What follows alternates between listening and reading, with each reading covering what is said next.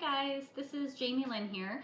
I just wanted to come on here today to kind of go over what I'm going to be doing over the next month of April. I was on here the other day just kind of explaining how I had been following a high carb, low fat diet, following kind of like Durian Riders protocols and also Nutrition by Victoria.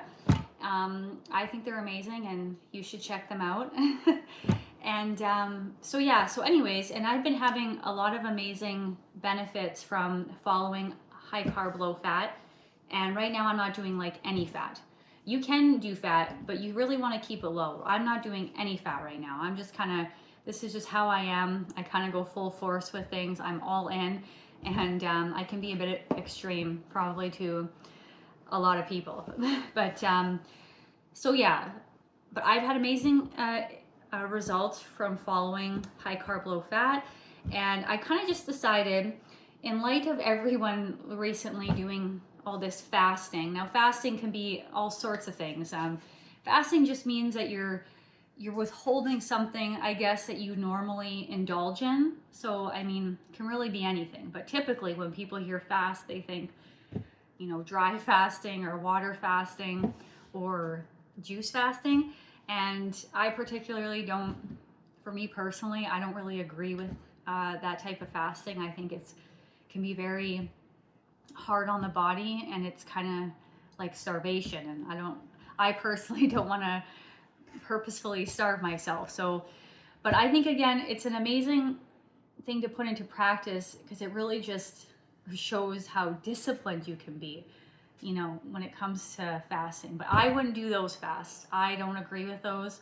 I think they're hard on the body, and I think bad things can happen from doing them. But what I'm gonna do is so typically I eat a lot of like grains. Like at night, I'll have lots of rice, you know, sushi, like rice pasta or rice noodle dishes, and I'll make like pancakes with oats. So I've decided to fast from grains and just eat fruits and vegetables for the next month, like all of April, and just kind of see, you know, what results that I get from it. But it's also too just, you know, it feels good to be able to be disciplined and withhold something that you enjoy and that you want. I just feel like it's good for, you know, personal growth and development, and I just think it's fun sometimes to starve myself of things that I really, really want. I don't know, it makes you feel kind of, I don't know, powerful, I guess. But I also think I'm going to get some good results from it. So I've had amazing results already, and so I'm just going to be eating fruits and vegetables, and that will include potatoes. And the only thing is when you do this, you really have to make sure you eat a lot of food, you know, especially if you're used to eating meat and dairy and eggs. Like, these things are very filling and they take a long time to digest. And if you're just going to eat fruit digests within like an hour and a half. And that's one of the things that's so amazing about it, I find, is you feel so light and energetic and not weighed down. And yeah, that's kind of what I like about it. But the point is if you do a fruit and vegetable fast, I find that a lot of people can end up under eating, like, for sure. And it would be so easy to do. So I think that you really have to eat often, like honestly, like every 2 to 3 hours, which is like insane for most people. And but I do think it's important. And you also have to make sure you eat enough calories, because fruit it's depending on what fruit you eat, it's not calorically dense. And vegetables, like, they have no calories whatsoever. You're basically eating the vegetables just for the nutrients, the minerals, but they don't really offer any calories. So you really want to make sure that you eat a lot of fruit, and I try to aim to eat 2,500 calories, and if I can get more, the more the better, okay? The more the better, in my opinion. It's like, it just comes down to how much energy do you want to have for life. You know, you need carbohydrates. The brain runs on glucose. Every cell in the body runs on glucose. You need this for fuel, for energy. And if you starve yourself of carbohydrates, you're just not going to live. You're just not going to live as good of a life. I'm just telling you. You need to eat carbs, okay? And I think a lot of people are suffering these days with all the fear mongering about carbs, and they're loading up on fat, and I think people are really going to suffer by doing that. But the thing is when you're eating this way, you can't eat the fat with it. Fat and carbs don't belong together.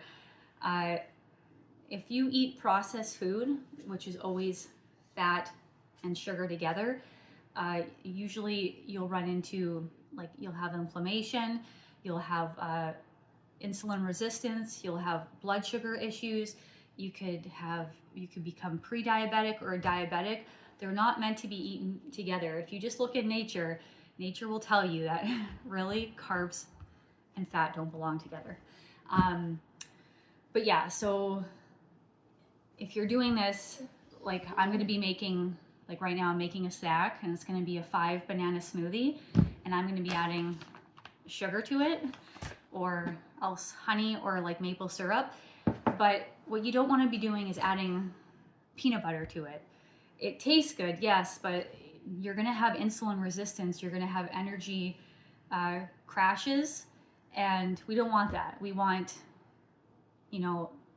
good, clean energy, good mood, mental clarity, all that. So yeah, so you don't want to be putting peanut butter in your smoothie, okay? You just want to keep it all carbs, okay? And so this is my snack. It'll probably be about a 700 calorie snack, which is a lot.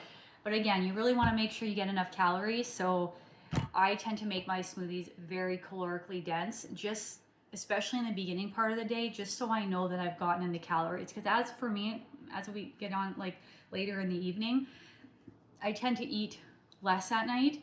So I really want to get those calories in the morning. So yeah, so that's what I'm going to be doing for the next 30 days.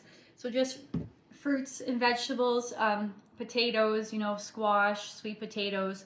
I'll probably be eating, majority of my calories will probably be coming from bananas, because I think one banana is about 100 calories. So it's easy for me to track calories with bananas, knowing that I've gotten enough.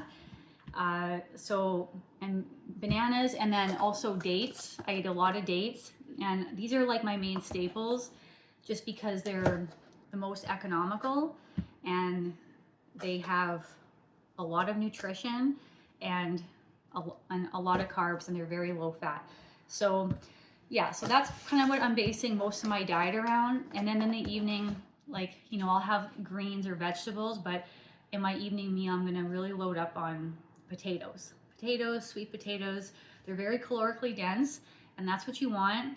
And they're a really good brain food. Like you're gonna have amazing cognitive function. But the thing is you need to eat the potatoes without butter, without cream.